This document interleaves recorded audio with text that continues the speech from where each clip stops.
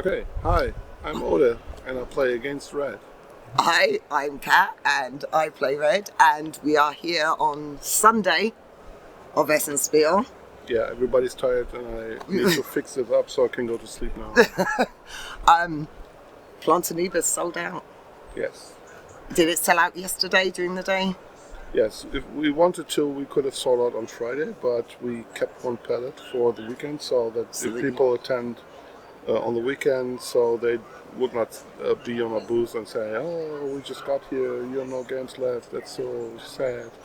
I pre-ordered mine because I'm smart, you see. So I came and picked mine up on Wednesday. It was actually one of the first games I picked up because I'm excited. You're collaborating again with Michael Keller, Yes. who you did with the grandfather. Yeah, cool. And there's another one, and I've forgotten the Hilarious name. mission. That's it, it's hilarious. Yes. Cooper Island you did on your own though, didn't you? I'm sorry? Cooper Island. Oh yes, Cooper Island was my design, yes. So you've gone back to working with someone else now?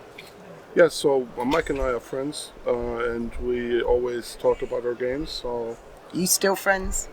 Yes. After this? Yes. And, so there was it's been really tough because he's from Switzerland and I'm from northern Germany, so we always had 600 kilometers between the two of us, so it was hard always talking or via email or online chat, so it's normally easier if you can meet at a table and discuss stuff, so but it was a hard time, so after Solaris mission we decided that we want to stay friends instead of doing games together any longer. It makes it easier then. Yes. So since it was a hobby for us, so we decided let's stay friends and not do another game together. But we found a new way of working together. Okay.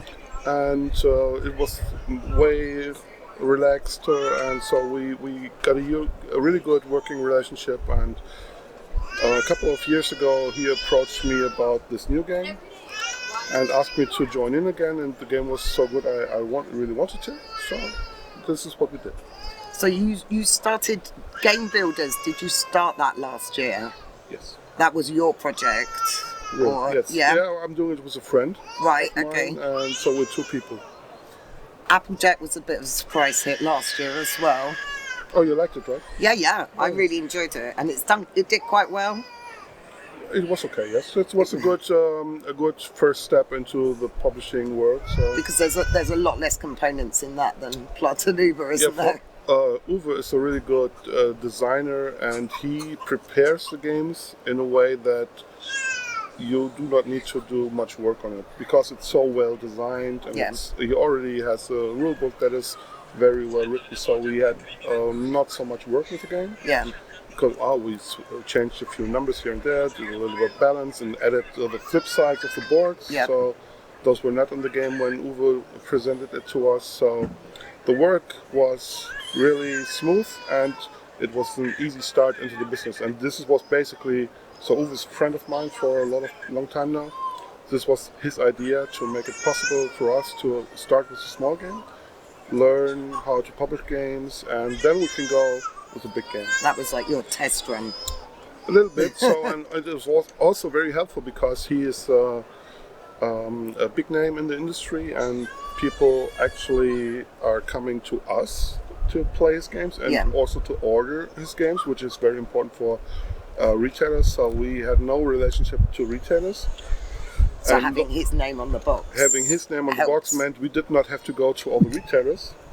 They came to you. They came to us and asked us where can we order the new Odendahl game. But that had a very whimsical feel, I think, and Plantanuba again has a similar kind of, obviously they're both nature-y, but it's got a very whimsical feel as well. What's whimsical mean? Educate me on. Slightly cute. Oh yeah.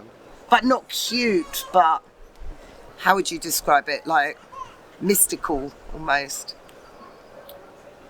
It's a hard word to explain. I'm really sorry. No, you're fine. I never heard it. I know I heard it, but I never knew what it was. Yeah, it's a similar kind of feel. But Plantanuba is obviously a step up from that in complexity. Oh yes, it very much is. So Applejack was maybe a Family Plus kind of game, and Plantanubo is definitely an Expert game. It's solar punk. Solar punk, yes. Did you coin that, or is that a term that... No. This is actually something that I discovered on social media a few years ago. Okay. So there was a thread by somebody who's into solar punk, and he explained the idea of solar punk, and he used a lot of images to explain it. And the first thing that drew me in, yeah. was the looks of the world. So there's a very green world, so the plants are everywhere. It looks very nice. Plants are basically retake the world, even in urban places. And I thought this has a very, very nice look. And then also solar punk is more like a very positive world, which we need right now. Right? And it's something else. Like normally, everybody is so pissed about climate change, and everybody's worried, and everybody's people don't want to hear any bad news any longer, and everybody's afraid of it. So the idea was basically to make a positive feeling about this game. So we were saying there's a lot of games that are, end of the world and plagues, and realistically we have enough of that in real life, and we need something to get away from that. Basically, these kind of themes, they draw you down. Yeah. And what our intention was that we paint a positive something that maybe would even give you hope. And also to start a discussion about how could the world be if it would be, or the problems would be solved. Yeah. How could this be? And think about it. Start a discussion, because if you're dragged down, you're frustrated and you don't want anything to do with it. But if you see something that you like, start a discussion about it. Let's find out about it. How can we shape the future? And I'm not saying that our board game will solve the problems, but at least maybe start a discussion about it. Yeah, if it makes people think and make people talk about it, then... And it also looks very nice. Yes, yeah. So you have plans for big release next year?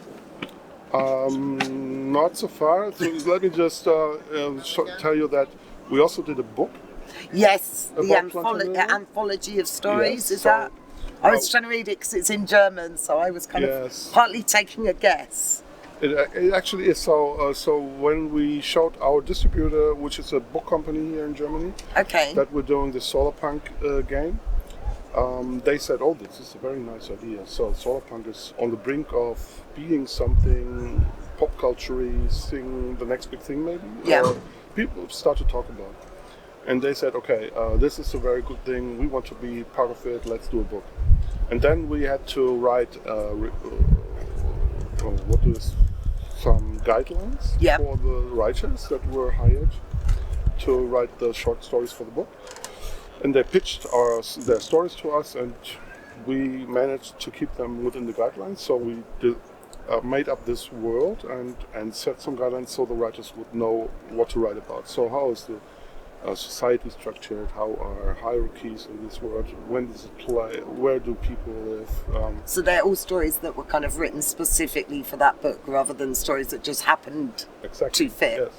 So basically, there's one story in the book that is written by my colleague from the Gamblers. Okay. Which is basically saying a story about what happens in the game.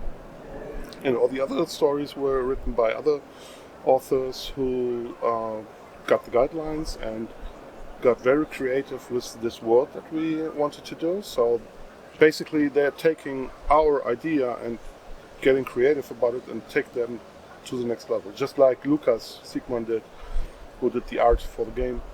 So everybody's contributing to this work now, and this is basically the idea. So we did the board game, Lucas did the art, and the writers even expanding this world to something we might tell even more stories about, or even more games about. Now, do you know, that's interesting, because there's obviously lots of games that are based on books. Is this the first time that there's actually been a book based on a game? No, it's not very common, but there were books after games. So back in the early 2000s, there was a Catan. Was there Catan? I missed those. Yes.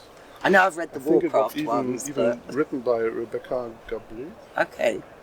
Oh, you don't know her, right? No. No, it's a German writer who gave herself an English-sounding name or something. Okay. To sound. There's a story there. Yeah, it's like a historic.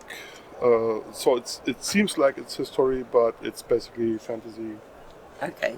Set in the world of Catan, and I guess there are some board games who did this, but not in the Euro type of game. So yeah, I mean, I'm mainly a Euro, so because obviously, generally, Euros don't have that much theme behind them, so I guess that's why it's harder. Yes, that's. It's not like you're talking about Gloomhaven or something that's dripping with theme that people then go off and write about with the Euros. Normally, I don't mind that games are not that thematic, but that's actually something that you always try to do. So you try to have a logic that is good. So you try to tell a story, and some Euro games do this better than others. For instance, the example I'm always giving is that Agricola. Yeah. In my eyes, it's a very thematic game because mechanics and theme work together very well. Yeah. And some games are not so well with the stories. Yeah, it's brown cubes on a brown board. Yeah, I love to push a few cubes and earn some victory points. That's basically what I have a friend who loves his Ameritrash games, and he always like, oh, you got a beige game, and I'm like, yeah, but I do like a beige game, like, so it's not so bad. You know what you're getting, I think, with a beige game. So, but obviously, it's nice if you can have a theme, and I like the idea of building a world because that's kind of what you're doing. Yeah, so also the theme that we came up with, I think it's a very nice theme that can be, there are many stories that can be told within the world, and if you cannot put it in a game, because the game needs to work very good, it needs to be balanced and for a reason, and then you can tell stories, and this is our approach now, maybe to make this game even more thematic than you would think after pushing a few cubes on. So can people buy the book via your website? Yes. So I'll make sure I put links below for you. Pre-order of Plantanuba, is that Plantanuba is already out. Yeah. But you have it on your website. Yes, but it's only in German. Yeah, but as well as the book. You're doing the English. You're doing the English rules. The English rules are available. So. Yeah, that's true. Yeah, but I guess we don't ship to countries that are not German speaking. Okay. But retail, we ship to retailers outside of Germany. And so when it's due, when's it due for retail? Next week. Next week. Wow, that's quick turnaround. I think it will be delivered from our manufacturer next week, and they need a few days to sort everything out. And so it will be soon. 1 or 2 weeks, yes. And the book is available on the Game Builder's website, but it is in German. So if you want to learn German, yes, but we're thinking. Or if you are German, you can. We're thinking about even translating it ourselves, but maybe there will be a publisher who's also interested in not only doing the game but also the book. I don't know. Yeah. We just talk See to what other happens. companies. Yes. Yeah. I mean, it's been a big enough hit here, so yes. Fingers crossed. Fingers crossed we can see it in English. Yes. I do have a book in Danish, partly in an attempt to learn Danish. So maybe I should do that with the book. Are you already fluent in Danish? No. The aim is one day. So, I have my starting book to try and make sure that I do it at some point. Too many things and not enough time. Always. Yeah, always. So do you have something for next year in mind? I'm working on a 2-player game right now. And after the success of Plantanuba, we might think about not publishing a big game next year, so to give Plantanuba more space, even do an expansion. I don't know, but nothing's set in stone. But you are working on something. You're always working on something. Designers are always working on something, even if it's just 100 ideas in your head. It's just I guess 8 to 10 games I'm working on. Okay, that's enough. I'm sure. Yeah, no, let's see. We're a little bit overwhelmed by the success we're getting now, and I think we need to, after the fair, we need to come down a little bit. Yeah. And then talk things through. Back to earth. Yeah. Just a bit before Christmas. No, I'm always famous for 4 days a year. Everybody wants to make interviews with me, get signatures from me, and For then 4 days. and then I come home and I have to dishes myself. It's really strange. So people do dishes for you here? All the time. I'm just joking. Thank you very much for taking the time out Thanks for in having me. our fabulous car park. The best different car park so car far, right? I like the underground one. Oh, The underground one's good. so you like the dungeons? That's a whole other video that Okay. we're not going to do now. Good luck with the rest of the show. you Good very luck much. packing down and safe journey home, but you've not got that far to go. No, I just live for 1 hour drive from Essen away, so. So easy, so jealous. Thanks for watching. See you next time. Bye. Bye. Thank you very much. I'm going to Google whimsical because I don't really know how.